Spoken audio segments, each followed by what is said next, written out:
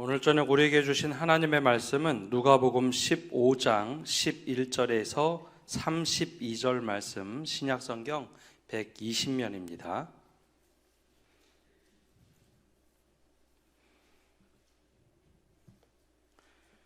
우리 11절에서 32절의 말씀 한 절씩 교독하겠습니다.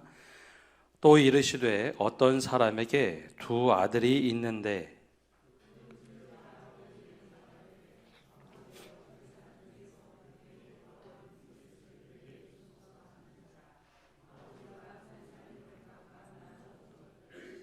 그 후 며칠이 안 되어 둘째 아들이 재물을 다 모아 가지고 먼 나라에 가 거기서 허랑방탕하여 그 재산을 낭비하더니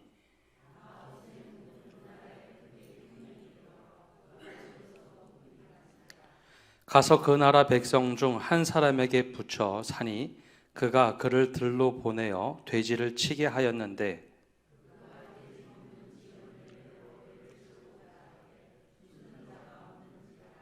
이에 스스로 돌이켜 이르되 내 아버지에게는 양식이 풍족한 품꾼이 얼마나 많은가. 나는 여기서 줄여 죽는구나.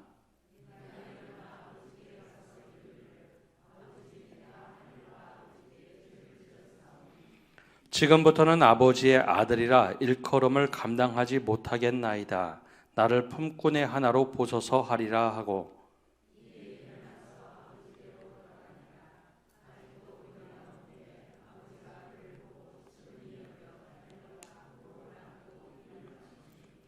아들이 이르되 아버지 내가 하늘과 아버지께 죄를 지었사오니 지금부터는 아버지의 아들이라 일컬음을 감당하지 못하겠나이다 하나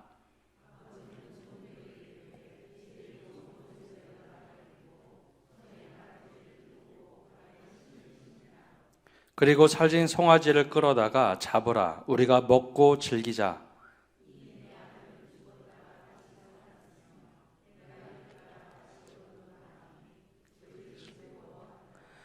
맏 아들은 밭에 있다가 돌아와 집에 가까이 왔을 때에 풍악과 춤추는 소리를 듣고 대답하되 당신의 동생이 돌아왔음에 당신의 아버지가 건강한 그를 다시 맞아들이게 됨으로 인하여 살진 송아지를 잡았나이다 하니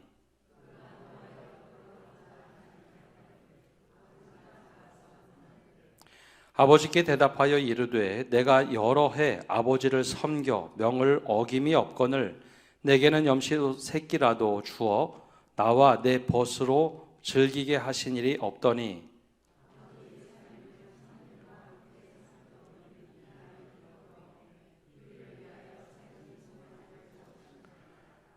아버지가 이르되 너는 항상 나와 함께 있으니 내 것이 다 내 것이로되 이 내 동생은 죽었다가 다시 살았으며 내가 잃었다가 얻었기로 우리가 즐거워하고 기뻐하는 것이 마땅하다 하니라. 아멘. 우리 한 달 전부터 다시 우리 21세기 대한예수교 장로교회 신앙고백서 보고 있습니다. 오늘은 두 번째 항으로 죄로 인해 하나님과 인간과 피조물 사이에 깨어진 교제라는 주제를 가지고 함께 말씀의 은혜를 나누려고 합니다. 오늘 말씀은 우리가 돌아온 탕자라고 비유하는 누가복음 15장의 말씀을 읽었습니다. 근데 돌아온 탕자라고 비유를 하다 보니 사람의 입장에서 또 특별히 둘째 아들 입장에서 돌아온 탕자다라고 하는데 돌아온 탕자가 되려면 사랑하는 아버지가 있어야 합니다.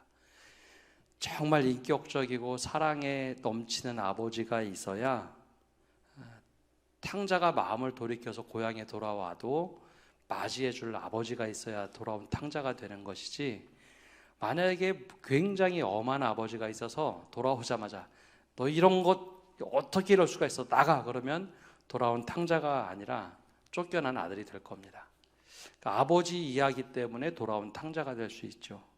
또 아버지가 그 자리를 지키고 계셨기 때문에 탕자가 돌아올 수 있는 겁니다. 사랑뿐만 아니라 그 자리를 여전히 지키고 계시더라라는 거죠.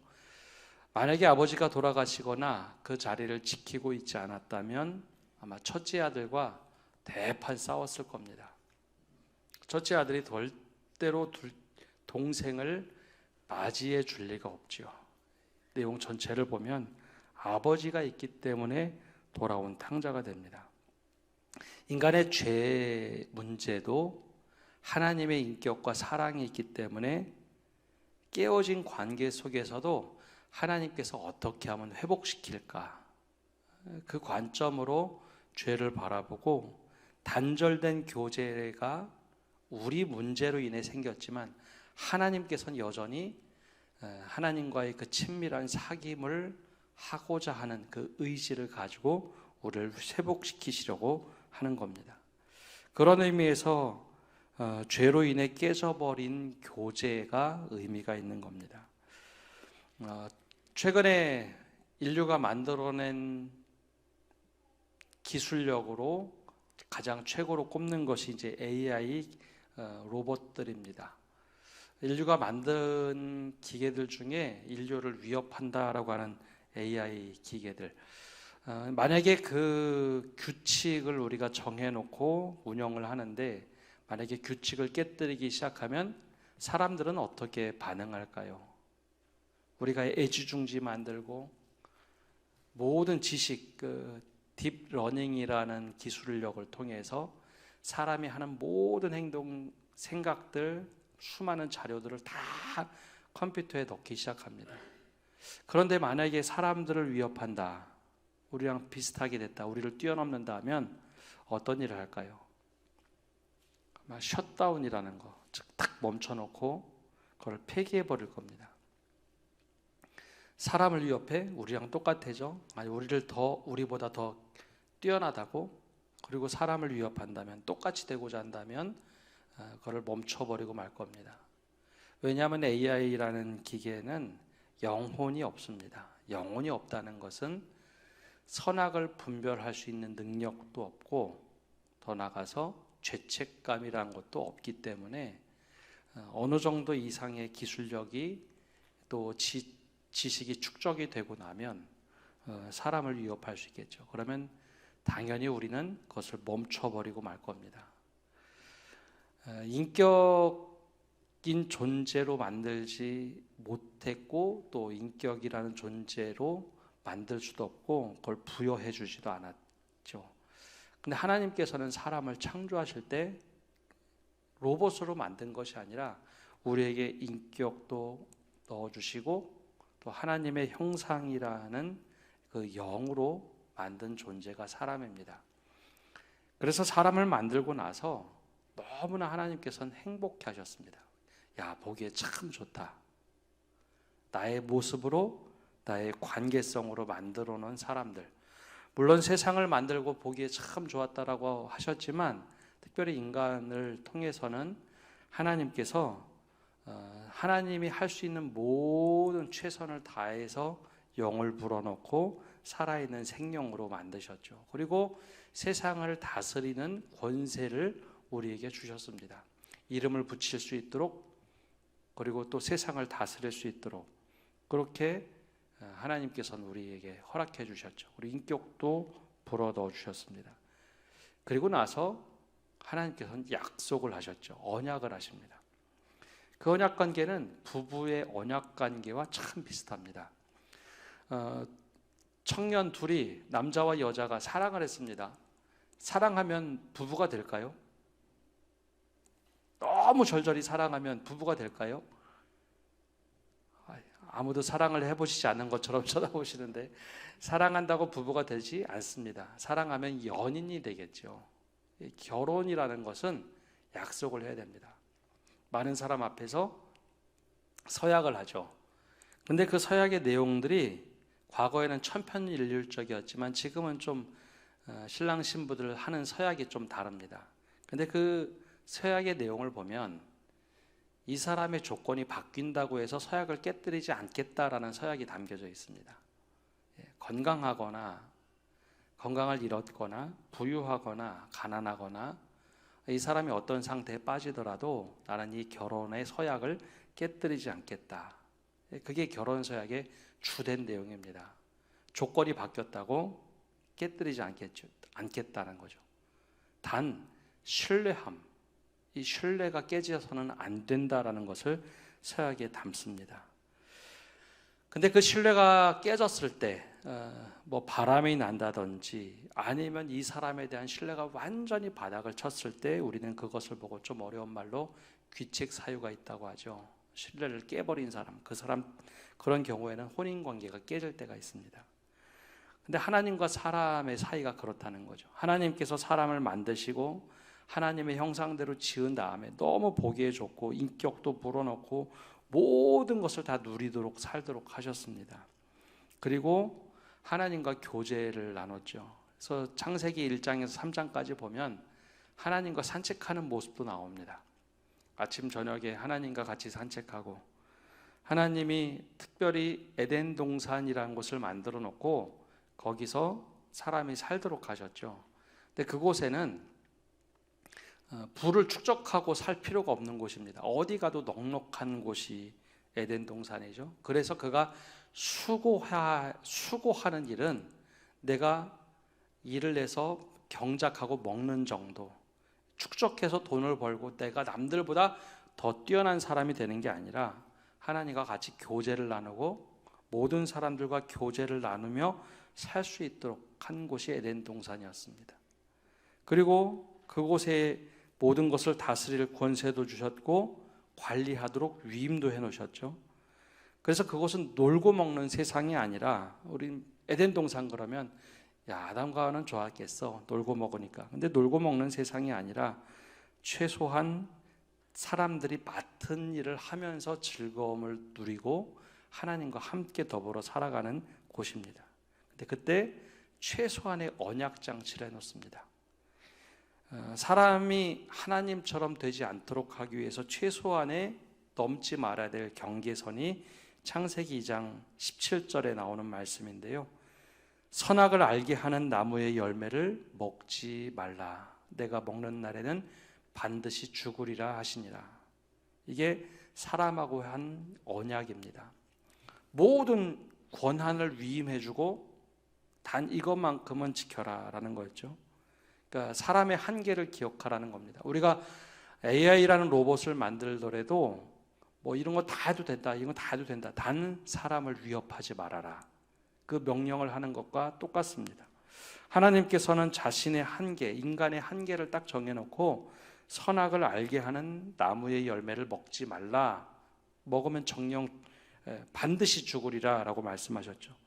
근데 히브리인들이 말하는 선악은 긍정적인 것과 부정적인 것을 구분하는 의미도 있겠지만 히브리인들은 그것을 모든 것이라고 이해를 합니다.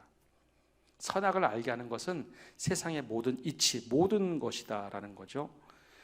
그러면 모든 것을 아는 지혜의 열매를 먹지 말라라는 거였습니다. 그러니까 모든 것을 다 안다면 어떤 존재가 될까요? 전지한 존재가 됩니다. 하나님의 유일하게 하나님만 가지고 있는 성품. 다른 사람이 무슨 생각을 하는지 전지 다 알 수 있고 세상의 이치를 다 알 수 있고 그러면 마치 자기가 미래도 개척할 수 있는 것처럼 생각하는 그것을 하나님께서는 금지한 겁니다. 하나님의 전지함에 참여하지 말아라. 그게 선악을 알게 하는 나무의 열매를 먹지 말라였습니다. 하나님처럼 되려고 하는 생각을 버려라. 그것을 먹고 난 후에 사람이 한정된 지식을 가지고 다 아는 것처럼 생각을 하기 시작합니다. 분명히 한계가 있는데 모든 선악의 기준을 자기 스스로 깨닫고 판단할 수 있다고 생각을 하죠.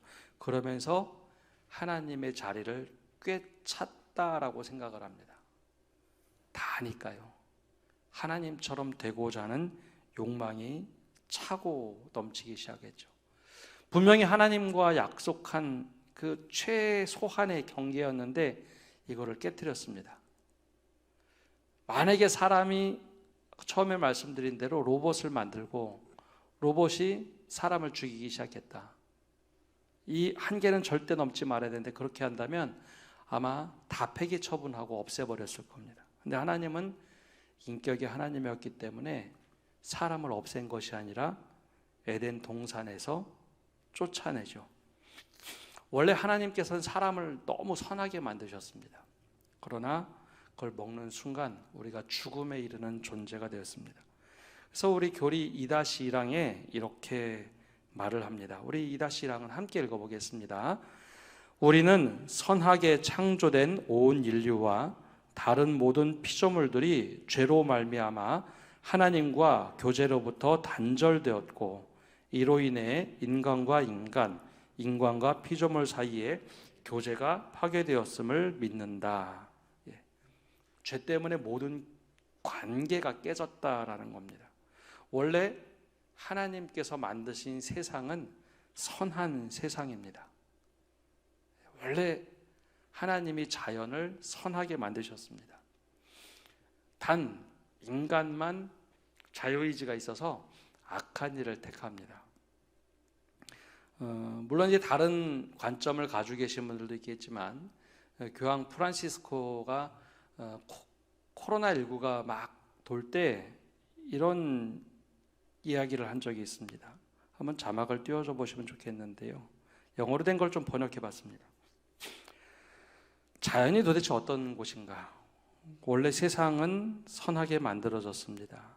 강은 자신의 물을 마시지 않고 나무는 자신의 열매를 먹지 않으며 태양은 스스로를 비추지 않고 꽃은 자신을 위해 향기를 퍼뜨리지 않습니다. 남을 위해 사는 것이 자연의 법칙입니다. 본디 우리 모두는 서로를 돕기 위해 태어났습니다. 아무리 어렵더라도 말입니다. 인생은 당신이 행복할 때 좋습니다. 그러나 더 좋은 것은 당신 때문에 다른 사람이 행복할 때입니다. 이게 이제 묵상하고 깊은 영성을 가지고 있는 사람들이 할 수 있는 말입니다. 자연의 실제 법칙들을 잘 보면은요, 사람을 제외하고는 대부분의 존재들은 자신만을 위해서 사는 것 같지만 그렇지가 않습니다. 일반 자연의 법칙, 동물, 움직이는 존재들 빼놓고는 대부분은 그렇습니다. 강은 자신을 위해서 물을 스스로 삼키지 않고 다 이웃을, 다른 사람을 위해서 나눠줍니다. 나무도 그렇죠. 열매는 자신의 종족 보존도 있겠지만 늘 토양을 풍요롭게 만들고 동물이나 사람에게 모든 것을 줍니다. 태양도 스스로를 비춰서 자기를 밝게 하는 것 같지만 아니요, 스스로를 비추는 게 아니라 타자를 비춥니다. 꽃은 자신을 위해서 향기를 퍼뜨리는 것이 아니라 다른 모든 것들을 위해서 퍼뜨리죠. 이게 원래 자연의 법칙이라는 거죠. 원래 선하게 만들어진 세상입니다. 그런데 사람이 죄를 범하면서 이기적인 세상이 됐습니다. 지구를 가장 파괴시키는 존재가 사람입니다. 또 우리는 동물이 사람을 위협한다고 하지만 객관적인 생물학자들의 이야기는 인구가 지금 70억, 80억 넘어간다고 하죠. 지구가 뱉어낼 수 있는 한계치에 다다른다라고 얘기를 합니다. 사람들이 뿜어내는 이산화탄소, 그리고 사람들이 파헤치는 땅, 벌목들, 그것으로 인해서 스스로 우리가 좀먹고 있지 않습니까? 그렇다고 인류가 더 줄어든다, 그 전체주의자들처럼 그런 얘기하는 게 아니라 사람이 늘 자유의지를 가지고 파괴하는 일에 앞장을 섭니다. 근데 이것이 그냥 우리가 단순히 보기에 이렇게 볼 수 있는 것이 아니라 성경에서는 그것을 이미 다 이야기해 놓았습니다. 그러면 단절이 어떻게 이루어지기 시작했는가? 창세기 2장 22절과 23절을 보면 이렇게 말씀합니다. 우리 함께 읽어보겠습니다. 여호와 하나님이 이르시되 보라, 이 사람이 선악을 아는 일에 우리 중 하나같이 되었으니 그가 그의 손을 들어 생명나무 열매도 따먹고 영생할까 하노라 하시고 여호와 하나님이 에덴 동산에서 그를 내보내어 그의 근원이 된 땅을 갈게 하시니라. 아멘. 선악을 알게 하는 일에 우리 중 하나처럼 됐다라는 겁니다. 하나처럼. 삼위일체 하나님께서 보시기에 사람이 선악과를 먹으면서 마치 하나님처럼 행세하더라. 만약에 생명나무까지 먹는다면 그들이 영원히 살면서 하나님처럼 굴고 하나님처럼 누구를 압제하고 영원히 살면 안 되겠다 해서 에덴에서 쫓아내죠. 그리고 땅을 갈게 합니다. 근데 이 땅을 간다는 것, 사람이 어디서 나왔다고 하죠? 성경에서는 땅에서 나왔다고 하죠. 땅이 오염되기 시작한 겁니다. 사람이 잘못하다 보니. 그래서 하나님께서는 어쩔 수 없이 사람들하고 단절하죠. 그걸 보고 우리는 죽음에 이르는 것이다 라고 얘기합니다. 반드시 죽으리라. 하나님과 끊어진 자체를 죄라고 얘기하고 그 죄의 싹은 사망으로 성경에서 말하는데, 하나님과 단절된 것을 죽은 영, 즉 죽은 존재다라고 말하는 겁니다. 하나님과 단절된 존재. 그래서 영적으로 죽은 존재는 이성으로는 살 수 있겠지만 영적인 존재로 죽은 존재라고 성경은 말합니다. 그러면 또 하나, 단절되고 파괴된 것은 도대체 무엇인가? 2장 17절에 보면 이렇게 말을 하고 있습니다. 우리 2장 17절도 함께 읽어보겠습니다. 아담에게 이르시되 내가 내 아내의 말을 듣고 내가 내게 먹지 말라 한 나무의 열매를 먹었은즉 땅은 너로 말미암아 저주를 받고 너는 내 평생에 수고하여야 그 소산을 먹으리라. 아멘. 사람이 죄를 졌는데 누가 저주를 받나요? 땅이 저주를 받습니다. 사람은 에덴 동산에서 쫓겨나고 수고하고 노력하여야 소산을 먹게 됐지만 정작 저주를 받은 것은 땅입니다. 사람 때문에 땅이 저주를 받죠. 실제 지금 자연 생태계를 보면 자연 생태계는 늘 복원력이 있어서 잘못되면 복원하려는 힘들이 있습니다. 사람이 잘못 만들어낸 이산화탄소를 많이 뿜어내면 뿜어낼수록 지구는 복원력을 키우기 위해서 라니냐, 엘니뇨와 같은 자연현상을 만들어냅니다. 태풍도 더 강하게 만들어서 자연을 복원시키려고 하죠. 사람이 잘못하면 땅이 계속해서 지금도 여전히 저주를 받습니다. 그래서 창세기 말씀을 뭐라고 신학적으로 얘기하는가 하면 원역사라고 얘기합니다. Primeval History라고 하는데요. 태초에 지구의 역사가 어떻게 원시적으로 생겼는가, 과학의 이야기가 아니라 우리가 역사를 어떻게 해야 될 것인가, 인간은 어떤 존재고 세상은 어떻게 만들어졌으며 자연 법칙은 어떻게 하나님께서 운영을 하시는지, 그런 모든 기초적인 원시 역사를 보여준 것이 창세기 말씀입니다. 근데 이미 이것을 다 예견해 놓았습니다. 사람이 잘못하기 때문에 땅이 저주를 받고 사람은 그 땅을 경작하고 갈면서 살아야 되는데 그것을 잘못하면 계속 악순환의 반복이 된다라는 것이죠. 실제로 우리가 지금 최근에 경험하고 있는 일들입니다.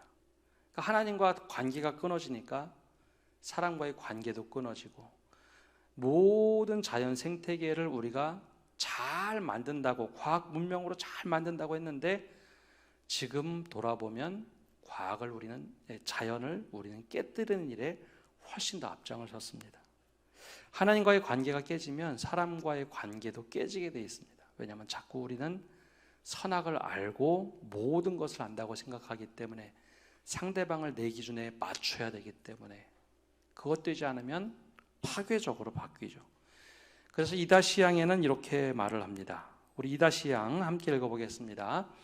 의인은 없나니 하나도 없으며 죄의 삭은 사망이며 모두가 길 잃은 어린 양처럼 불신앙과 불순종으로 인하여 하나님의 품을 멀리 떠나 방황하고 나아가서 하나님의 진노와 심판 아래에 있다. 이것이 이제 사람의 죄성이 드러나는 세계입니다. 성경에 특별히 로마서 말씀에는 의인이 하나도 없다. 의인이라고 하는 것은 하나님과의 바른 관계를 맺은 사람입니다. 근데 그런 사람이 아무도 없다라고 선언을 하죠. 결정적인 순간에 여러분, 주님의 일을 택하십니까? 내 개인의 이익을 택하십니까? 우리가 신앙생활 오래 해도요, 물론 순교자들이 나오는 경우가 종종 있죠. 믿음을 택할 것인가, 즉 주의 영광을 위하여 택할 것인가, 나의 안위를 택할 것인가. 순교를 택한 사람들이 가끔은 있습니다. 근데 그렇다고 그들이 의인은 아니라는 거죠. 교회 우리가 열심히 다닌다고 해서 의인이 될 수는 없습니다. 내 스스로 그렇게 될 수는 없다는 거죠. 결국 죄의 삭은 사망이라는 거죠. 그래서 이 탕자의 비유가 중요합니다. 탕자의 비유에는, 여러분, 우리가 탕자의 비유 그러면 늘 둘째 아들이 잘못했다라고 생각합니다. 근데 원래 이 탕자의 비유 앞뒤 배경을 쭉 보면 이 말씀은 유대인들에게 하는 말씀입니다. 이 당시 탕자는 누구를 지칭했을까요? 유대인들에게 이 탕자의 비유를 말할 때 둘째 아들이 누굴까요? 둘째 아들은 이방인들입니다. 그런데 탕자의 비유에서 정말 아버지의 마음을 마지막 순간에 아프게 한 사람은 누구일까요? 첫째 아들입니다. 첫째 아들이 아버지의 마음을 헤아리지 못하고 훨씬 더 강팍하게 되어 있습니다. 그러면 불신앙과 불순종, 어떤 것이 더 문제일까요? 불신앙은 둘째 아들을 지칭하는 표현입니다. 아버지에 대한 신뢰를 깨버린 불신앙이죠. 그런데 불순종이다라고 하면 누구를 말할까요? 첫째 아들입니다.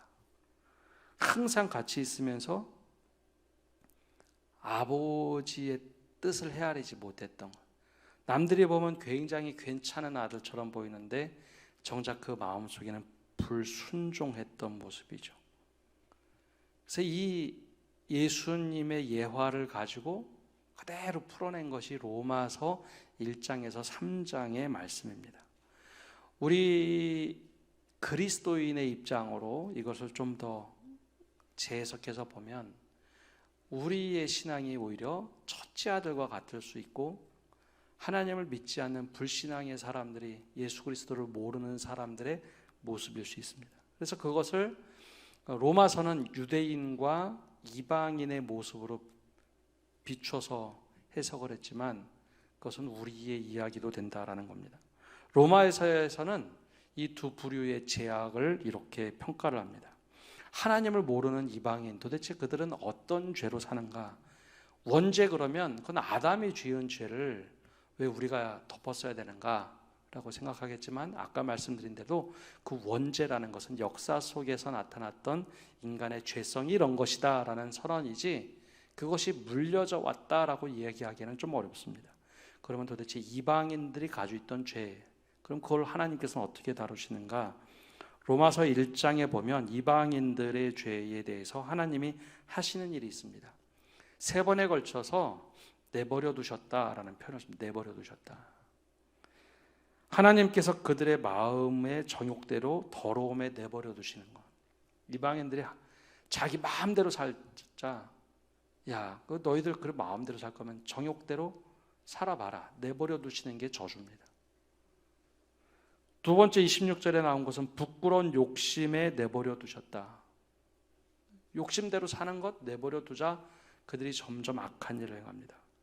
28절에 보면 그들의 마음에 하나님 두기를 싫어하며, 하나님 두기를 싫어하자 그럼 그 상실한 마음대로 살아가도록 내버려 두자. 내버려 두사 합당하지 못한 일을 했다. 저게 보면 뒤에 죄 목록이 계속해서 반복해서 나옵니다. 이걸 보고 불신앙이라고 하죠. 그러자 유대인들이 얘기합니다. 야, 그렇지, 우리는 훨씬 더 낫지. 우리로 얘기하면 그리스도인들에 대한 이야기입니다. 이방인들을 향해서 그렇게 얘기했다면 로마서 2장과 3장에서는 그러면 유대인들은 어떠냐라는 거죠. 이 로마서 2장 1절과 13절에는 유대인들의 모습을 이렇게 말합니다. 이것은 불신앙이 아니라 불순종인데요. 로마서 2장에 나오는 말씀 한번 띄워보시죠. 1절에 이렇게 말합니다. 그러므로 남을 판단하는 사람아, 누구를 막론하고 내가 핑계하지 못할 것은 남을 판단하는 것으로 내가 너를 정죄하리니 판단하는 내가 같은 일을 행함이라. 유대인들이 율법의 잣대를 가지고 막 이방인들을 비난을 합니다. 저렇게밖에 못하니까 하나님께 벌받지. 하나님 알지 못해 저래. 근데 그 판단으로 하나님께서 우리와 똑같이 하신다는 거죠. 13절에도 이렇게 말합니다. 하나님 앞에서는 율법을 듣는 자가 의인이 아니요 오직 율법을 행하는 자라야 의롭다 하심을 얻으리니. 못한다는 거죠. 이게 유대인들을 향해서 말씀하신 것이지만 지금 우리들의 모습을 보면 그리스도인들을 향한 말씀입니다. 첫째 아들과 둘째 아들의 모습이 다를지 모르지만 맥락상은 똑같다는 겁니다. 불신앙과 불순종은 결과적으로 하나님의 진노 안에 들어올 수밖에 없다는 거죠. 그게 바로 우리들의 모습이라는 겁니다. 그러니까 즉 예수님을 믿는다고 해서 우리가 훨씬 더 의로운가? 아니요. 그거 하나님께서 의롭다고 하시기 때문에 의로운 거지 우리가 더 나은 것이 아니라는 겁니다. 그러니 불신앙과 불순종 이것이 거의 똑같으니 겸손하라라는 겁니다. 그러면 이것 때문에 세상은 그럼 도대체 어떻게 될까요? 이 자연 세계 그리고 모든 피조물들은 그러면 하나님의 저주를 받고 어떻게 지금까지 있을까? 그것을 자정 능력이 있을까? 세상은 스스로 그럼 다 회복하고 할 수 있을까? 그러지 못한다는 겁니다. 2-3항에는 이것을 이렇게 표현합니다. 우리 함께 읽어보겠습니다. 뿐만 아니라 모든 나머지 피조물도 역시 허무한 데 굴복하고 썩어짐의 종노릇하고 있다. 로마서 8장 20절과 21절에 이것을 이렇게 기록하고 있습니다. 피조물이 허무한 데 굴복하는 것은 자기 뜻이 아니요 오직 굴복하게 하시는 이로 말미암음이라. 그 바라는 것은 피조물도 썩어짐의 종노릇한 데서 해방되어 하나님의 자녀들의 영광의 자유에 이르는 것이니라. 회복되기를 굉장히 바라고 있다는 거죠. 근데 이게 누구 때문에 그들이 고통받는다고요? 우리 때문에 그렇다는 겁니다. 사람의 죄 때문에 하나님과의 관계가 깨지고 사람과의 관계도 파괴되고 피조물도 우리가 파괴시키는 일을 하더라라는 거죠. 그래서 2-4항에 이렇게 말하고 있습니다. 함께 읽어보겠습니다. 타락한 모든 인류와 나머지 모든 피조물은 사탄의 권세와 죄의 지배 아래에서 하나님과의 교제를 상실하여 저주 가운데 떨어져 영원한 멸망 이외에 다른 소망이 없다. 왜냐하면 우리가 죄를 지면서 하나님으로부터 단절됐기 때문에 우리 스스로 다시 정하게 할 수 있는 방법은 없다입니다. 하나님과 교제를 상실했다라는 거죠. 소설가들은 종종 상상력을 동원하는데 예전에 그런 소설가가 쓴 글을 본 적이 있습니다. 사람이 원래 하나님과 대화하던 그 습관이 남아있는 것이 독백이다라는 겁니다. 독백. 동물들은 독백을 하지 않습니다. 근데 사람만 유일하게 독백을 합니다. 즉 아무도 없는데 스스로 혼자 말하고 듣곤 하죠. 하나님과 대화하던 그 오랜 내재적인 습관을 가지고 있는 것이 아닌가라고 얘기합니다. 그래서 여기서 이 교리가 우리에게 말하고 있는 것이 무엇인가 하면 원래 우리는 하나님과 친밀한 교제를 나누던 존재. 죄가 들어와서 모든 것이 단절됐지만 그 교제를 회복하기를 사모하라는 겁니다. 우리 스스로 하는 것이 아니라 하나님께서 계속 기회를 주시는 겁니다. 우리가 만든 로봇이 우리 뜻대로 되지 않으면 셧다운을 하고 멈춰버리지만 하나님은 우리를 없애버리지 않았습니다. 성경에 나오는 심판, 최고의 심판은 노아의 심판이었죠. 물의 심판이었습니다. 그 이후로 하나님께서는 후회하시죠. 싹 쓸어버린다는 건 없습니다. 아예 멈춰버리거나 없애버리는 것은 하지 않겠다. 물로 심판하지 않겠다. 그러면 하나님이 할 수 있는 것은 회복입니다. 우리를 회복시키는 것. 하나님의 형상답게 회복하는 것. 그래서 하나님과의 관계가 회복이 되고 사람과의 관계가 회복이 되고 그럼 우리가 해야 할 일은 관계 회복을 누릴 줄 아는 것. 피조물과의 모든 관계를 회복시키는 겁니다. 그 여정 속에 우리가 먼저 선택받은 사람들입니다. 그러니 회복에 대해서 사모해야 합니다. 먼저 하나님과의 관계 회복, 또 사람들과의 관계 회복. 교회가 이 회복을 이야기할 수 있어야 됩니다. 세상이 교회를 걱정하는 게 아니라 교회가 세상을 회복시키도록 하는 곳이 되어야 합니다. 이것이 이제 두 번째 교리. 죄 때문에 모든 관계가 깨졌지만 이제 우리가 회복시켜야 될 때다라는 것을 알려주고 있습니다. 오늘 기도하시면서 우리가 회복시켜야 될 곳은 도대체 어디 있습니까? 하나님과의 관계가 더 회복되도록 깨어진 교제가 이미 우리가 어떻게 회복해야 되는 줄 알고 있기 때문에 하나님과 더 깊은 사귐을 위해서 기도하시고, 성도 간의 관계 깨진 공동체성을 위해서 기도하시고, 또 이 세상이 하나님으로부터 얼마나 멀어지도록 우리가 만들었는지 이 자연이 회복되도록 기도하시는 성도 여러분 되시기를 바랍니다. 기도하겠습니다. 하나님, 세상에 의인이 하나도 없다고 한탄하며 사도 바울을 통해서 알려주셨던 그 주님의 마음을 다시 한번 헤아려 봅니다. 하나님이 세상을 만드시고 너무 기뻐하시며 보기에 참 좋았다라고 하셨던 그 모습, 우리를 통해서 다시 회복할 수 있는 은혜를 허락하여 주옵소서. 그때 우리의 불순종과 불신앙을 먼저 제하시고 하나님의 뜻대로 살아갈 수 있는 저희가 되게 하여 주옵소서.